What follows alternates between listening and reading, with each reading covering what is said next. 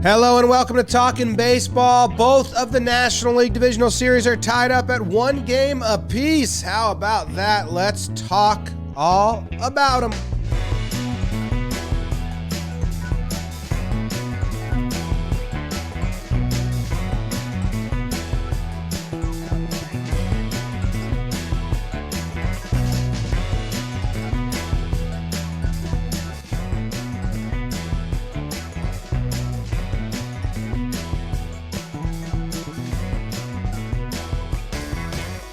Hello and welcome to Talkin Baseball. My name is Jimmy. His name is Jake. We got Trevor in the middle and producer BBD in the bottom of your screen. We're all wearing green, which might have been on purpose, but was definitely an accident. 3 different shades of green on the screen besides BBD, who is in our best-selling item. You know that, Trev? Beavers? The tie-dye hoodie is our best-selling item. Also, I went to Thanksgiving. I went to my sister's wedding, and all my aunts and uncles were wearing it or requesting I give them a discount for it because it's getting cold again, and that is the warmest, heaviest hoodie ever. Yeah, it's awesome if you're trying to not jacket, but you want more than like a traditional hoodie. Yeah, if it's not going to rain, but it's going to be cold, and you don't want to wear like a hoodie and a jacket, you can get away with just that. It's beautiful. This episode and everything we're doing in the playoffs brought to you by SeatGeek. Code JOMBOYPlayoffs will get you 10% off a ticket of your choice. You don't have to you can already have used your account and bought tickets. You can use it twice. You can use it, go to as many games as you want. JOMBOYPlayoffs is the code, 10% off. Jake, let's get right into the Philly Braves game number 2. 3-hour rain delay, but they got it in. And can you let me know what happened in a burning fashion?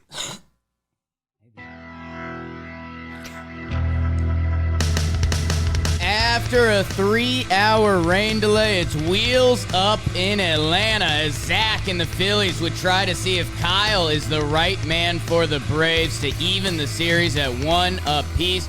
Quick first innings got both starting pitchers on track. So many zeros on the scoreboard, it looks like Ian Happ's next contract. We're scoreless through 5 until Ronnie gets hit by the pitch. Dansby walks her home late night, but Matt Olson dates my daughter. RBI single greases off Reese's glove. Young thick with the rip, about a 25-foot infield single, and you darn know the Braves weren't gonna go down 2-0. Kyle Wright shoves. Dansby and Riley with incredible catches, and the Braves' pen is gross as they take game 2, 3-0 final. High and tight. Great job by Ian Happ to get all those zeros on his next contract. Believable. How many zeros? 8 at least. 8, that would be through 4 innings. I threw in another. Get through the 5th. Why not? Oh, okay. Trev, man. how you feeling about this game, or the series? What you got? I love the series. This was a game the Phillies, you're hoping to get. You have Wheeler on the mound, but you got Kyle Wrighted, dude. Like, the offense didn't show up, or Kyle Wright just kind of shoved. They brought the A-plus bullpen in. Everyone looked good. I thought the Braves just played a real complete game here. And it's not like they swung the bats great. I mean, the inning against Wheeler, it was a couple free passes. He hits Acuna, and that looked really scary, man. He stayed down on the ground for quite some time, ended up playing after the game. He said, I already missed 1 postseason. Don't want to miss another. That's going to be interesting to see, though, how he responds. The off day is probably good for him, but, man, it's going to be achy. Then I believe it was Dansby walk, and then just this was the John Smoltz inning. Put the ball in play, and good things happen, people. Unless you have the Braves' left side of the infield. That's kind of exactly. Unless you hit it at somebody and then they make the play and you're out. But these didn't happen that way. The ball sneaks under Reese's glove. I don't love the way he approached it. Kind of went down on the ground for it. Essentially letting the ball play him. It's a tough play. There's no doubt about it. But he's got to make that play. I'm sure he said the same thing. And then you get Austin Riley, man, swinging bunt, nothing you can do. Wheeler was like, I think he asked Bohm, is that one going to go foul? And Bohm's like, no, bro, nothing you can do. 55 mile per sometimes it hour happens. exit velo. And then Darno just, he kind of gets fooled by the slider, but recognizes it early enough. He's got the butt out kind of swing, but the path is just long enough. That's what they always say about Jake. Just long enough. Path to God is short and narrow. Jake Snuck has it that up the tattooed middle, above his man. wiener. Look at some of those John toys. Smoltz was fired up. Look at some of those toys the girls use. They're not all massive. For me, I do think for Smoltz and A-Rod, the guys that Smoltz and A-Rod, the guys that love, the bad baseball players more than the good ones, it seems, comes the postseason, which is just ridiculous. I will say, to hit the ball out of the park in Atlanta, you had to turn on it down the line and hope it got there, because Ozuna thought he got one. Well, we saw a couple fellas that thought they hit homers. Michael Harris Deuce thought he got a hold of one. Harper hits one to the track. The ball wasn't getting out. I don't know if there's some of our weather geeks, if Trout wants to call in and say, about the low pressure after a storm comes through and the ball doesn't travel as well. So someone was going to have to put a rally together. And yeah, it is tough in hindsight that if Reeser makes that play, which wasn't easy, but he said he should have made it. And Matt Olson on the other side, I think he probably makes that play. Phillies defense, which had come up to the task, it ends up letting them down. And it's also, baseball happens fast, man. Zach Wheeler's got 2 outs. I think he was like 7 pitches in that inning, and then that inside fastball clips Ronnie on the arm. A little bit of a delay as they check on him, make sure he's okay. I don't think it was funny business on Atlanta. He got hit in a not great place, so they were checking that out. And then Dansby draws a big walk. He's the guy who's, in those big spots in the Mets series, he was the problem. Peter Moylan on Baseball Today, go listen to Trevin Rosie there, said that that's the guy he wants up in their World Series moments, Dansby Swanson. He draws the big walk, which allows Matt Ole. He leans into a ball pretty good, goes off Hoskins' late, and then the baseball gods just fully kicked in. Are you kidding me? Young, thick Austin Riley, who's going to get a lot of MVP votes, nubs one down the line. And, dude, when Travis d'Arnaud is right, he is one of the hottest hitters in baseball when he's hot. Analytics. That burn that you did earlier was also brought to you by DraftKings. Forgot to let the people know that. Download the DraftKings Sportsbook app now and use promo code JOHNBOY to get $200 in free bets if your team wins when you place a $5 bet in any football game. That's code JOHNBOY only at DraftKings Sportsbook, an official sports betting partner of the NFL. Minimum age and eligibility restrictions apply. See show notes for details. I opened the app yesterday because I wanted to put very light money on some fun, silly bets. The next live stream we do that's non-Yankees that I'm around for, remind me, because I do. It does enhance my experience a little bit. I am not one to put a ton of money on the line, so I don't have to worry about myself getting out of hand. If you do, call the places that you need to call. They're on the description. But DraftKings sponsoring this, getting you ready for football, giving you free money to have some fun with. This game felt like a playoff game in the sense that you can pinpoint some things that were big. Those defensive plays, Reese not making the defensive play, and it's kind of the turning point. Like when Dansby made that catch, were there runners on? I know when Reese did, or when when Austin Riley made his, there was 1 out and 1 on, and now that's 2 outs. And he went a long way to grab that one up against the tarp, which is... There was nobody on for 2 outs. 2 outs. Harper was on deck. Well, shit. Which is just as impactful. As impactful because exactly. Harper's been needing people to get on in front of him. Harper's stats in this series are nuts. Or in the playoffs in general, I can even say, because in this series, he's got a .571 batting average and a .625 on base in the 2 games. So, jeez, that's crazy.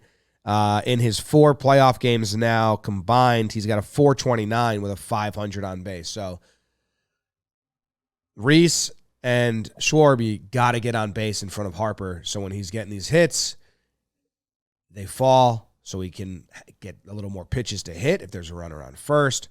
And they asked Topper about that. He said he's not going to change the lineup. He's going to keep those 2 guys. He likes the stability of it. He believes that they're coming around. He thinks Reeser got into some and has better swings lately. I mean, what do you do? I mean, if you're him, you've been running that lineup out there all year long. Do you put Segura at the top and move Schwarber down or something like that? I mean, these are the guys that you have, like, if they're not going to go, you're not going to win. You're not going to win in this postseason. So it's like you need those guys just to get going. Do you just continue to give them the bats to get out of the funk? That kind of sounds like what he's going to do. He said Reeser's swing has looked better because he's putting the ball in the air, and you think Schwarb's professional enough to make the adjustment. I don't know, man. I kind of agree. I think you got to stick with what got you there and let these professional hitters, these are veterans, let them kind of figure some stuff out. But on the same token, you're right, James. You got to have guys on in front of Harper, the guy that's doing damage. And maybe that's the move. Maybe Segura moves up to the top and you put Schwarber down, take a little bit of pressure off him. I don't know, man. That's a tough call. We had a good little debate with Chris Rose because me and Joe's were sitting there like, hey, if you're the Phillies, you split in Atlanta. Like, I think if you told Philly fans that's how you would have come out of this, I think they would have shook your hand. I want to shake your hand. How things happen sometimes, it feels a little different. Than Chris Rose was saying, like, Phillies are probably a little disappointed. And I was like, I get it. You know, you had a chance. It was a close game. And by the way, that Dansby play, 2 outs in the 6th. The same time when Acuna gets hit by the pitch and their rally starts. So imagine if a blooper drops, Kyle Wright has, an amazing postseason game going on, and instead of blooper drops and Harper's up, that's the kind of stuff where series changes. If you're the Phillies, I respect you leaving it for one more game. Like, we're going back to Philly. We haven't had a playoff game there. Let's let these dudes do their thing. But, if you get the same results again, I love Rob Thompson saying we're not going to change it. If they lose game 3, I bet they change it. If you got Castellanos going off. Castellanos is going, and Bryce Harper hitting 4th. I realize too far. Get him up in the first inning minimum. I realize, cleanup in baseball's changed a lot, but Bryce Harper, yeah, you got to move him up. Even if it's just a flip-flop with Real Muto, like 3-4, that's fine. Well, Schwarber looks, I don't know, I haven't watched every Schwarber at bat, but they're not pitching to him scared. Like, if you look at how they're approaching Reese, it's all low in the zone, at his knees, being careful. Wright was hitting his spots. Then you look at Schwarber, fastballs, like kind of in the zone, fastballs in the zone, fastballs in the zone. And that, he probably will run into one because that's what he does. But they're not pitching like scared of him right now. And Jake's big old question when crafting a lineup is, what does the opposing team not want to see? Right now, they don't want to see Harper up in the first inning. And as long as they hit their spots, they can make it so Harper's not up in the first inning. So I think you got to put him 3 minimum. Yeah, we'll see what he does. I mean, sounds like he's not going to do that, but I agree with you. Like, maybe it's a thing like he wants to get them back in Philly and maybe get that jolt to get them going, because that's best case scenario for them is get those guys going. I agree. Maybe you move Harper up to get him up in the first inning. Maybe you just leave it if these guys start to bang. If they don't, Jake, I think you're right. I think he probably does make a call game 4 and switches things up just to try to create something, because when you're down 2-1 to the Braves, or if that happens, that's not a great situation. I think the other thing for me that needs to be mentioned a little more is the Braves' good bullpen. Minter, Iglesias, Jansen. We get the news before this game that Matzek's getting TJ. So that was a bomb. Man, AJ Minter. Do you guys know he led baseball in relief appearances this year with 75? Jeez, that's too many. AJ Minter with a good 1997 Eddie Guardado season, just throwing a little more cheese. Minter comes in, lights out. Raisel Iglesias, he's my favorite stuff in baseball. And on the Schwarber topic, he threw a fastball right down the middle to get him out, and he knew Schwarber couldn't hit it. And then Kenley, I know we've talked about him a lot recently because he's a big topic, and when it's not right, it feels off. And it probably feels off because he's 6'7". He's built like a left tackle. His arms are everywhere. His legs are everywhere. The timing is off. It's an uncomfortable at bat to watch through the TV. Never mind stand in on. And you see it with Bryce Harper, who's as locked in as anyone in the playoffs, swinging at a 3-2 pitch that's at his eyeballs. But it's because it's like you just try to see the ball and hit the ball against Kenley, which, man, the way he's looked recently, those guys are a problem. He's so tough to pick the ball. You don't pick it up until late. So he hides it. He's got the big arm up, like you said, with the glove hand. Then he pulls it down.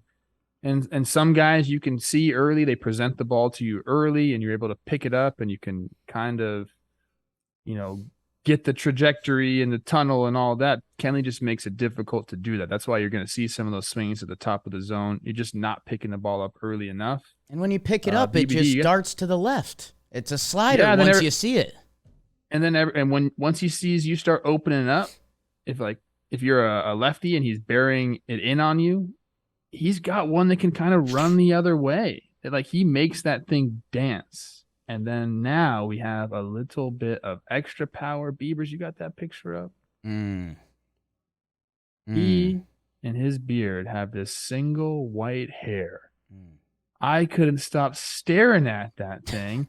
And I told myself, he's going to go look in the mirror and he's going to have a decision to make. He just pitched really well. And I got this single white hair. It looks like a Superman S. Do I pull it or do I leave it? And now I cannot wait to see him on the mound again to see if he pulled it. Things might change. Gotta stay. I have a singular white beard as well. White hair in my beard. Actually, I have a ton. I dye it now. Yeah, you have a lot. Yeah. Well, not when I dye it properly. Trev. Really? Yeah, I've been dyeing my beard half this year. Oh, dye it properly. I said if you dye it properly, like DIET, you would go brown again. But it's never worked. So you think if I had a proper death, my beard color would change? You ate healthy. Diet. Oh, that would be wild. There's probably some Gwen's Paltrow company probably gives you something to dye. Goji Bear. He said no Gwenny today. Maybe that would work more as a preventative. I don't know if we talked enough about Kyle Wright. I mean, he was very impressive. I don't know if Braves fans listening are going to be like, hey, guys, you didn't really mention Kyle Wright at all. This guy is and I kind of want to talk about the resurgence of the curveball. This postseason is full of pitchers that throw curveball as one of their top two pitches, which MLB's not full of those guys. In the last 5 years, it hasn't been. But, I mean, you had Kershaw. His slider's actually his better pitch, but he throws the curve. Oof. You got McKenzie on Cleveland. You got Wright. He throws curveball's number one pitch. There's a couple others that I was bouncing around seeing, and I was like, damn. Clevenger's got a curveball. Cole knuckle curve. Cole was throwing all curves in his game. Darvish was throwing 60-mile-per-hour curve. Darvish throws 12 different pitches. It's nuts. The best. Kyle Wright, Vandy man, obviously. Your 1999 Cy Young winner, 21 wins this year. Yeah, and hey, especially after that long rain delay. I know, Trev, you get mad about how pitchers get to act sometime, but, 3-hour rain delay before a playoff game, that's normally a formula for a starting pitcher to say, like, oh, I got out of my routine. And it's so funny, the quotes after the game were like, yeah, he rode the bike for a little bit, and he kind of was just cool talking to teammates. It's like, whoa, that works? Guy. How could that work? So good for him and Wheeler, I think if we're being real, was kind of more dominant. Like, his pitch count was so low until the last inning, where if Reeser fields that ball again. But no, young Kyle Wright, who, when you go through all of the Braves and the guys you like in their lineup, the guys you like in their pen, and the guys you like in their rotation, Kyle Wright's kind of one of the new kids on the block that you'd mention at the end. And he's any other team, you'd say, like, yeah, this guy's been incredible this year. 21-5, a 3.19 ERA. And good for him, dropping it in a big game. Yeah, he pitched, man. He pitched. And, this is a big reason why the Braves were able to storm back and be as good as they were this year. You have this guy kind of, I mean, I don't want to say he came out of nowhere, but never had the type of success that he had this year. And he attributes it to a lot of different things. He says, I love the defense behind me. I try to let them work. He's not a huge strikeout guy. He will rack up some Ks depending on the game. But, dude, I mean, this is – I said it yesterday with C. Rosie, man. You have to hit on these draft picks. This guy was the 5th overall pick, and the Braves, seemingly hit on this guy. 21 games won this year. I know that doesn't mean a lot to people, but I've been watching the Nolan Ryan documentary, and it means a lot to me now because I'm back to old school baseball and those old school numbers. 383 fucking strikeouts. Over. Are you serious? Kyle Wright before this season, 2018 to 2021, he was 2-8 with a 6.56 ERA in 21 games.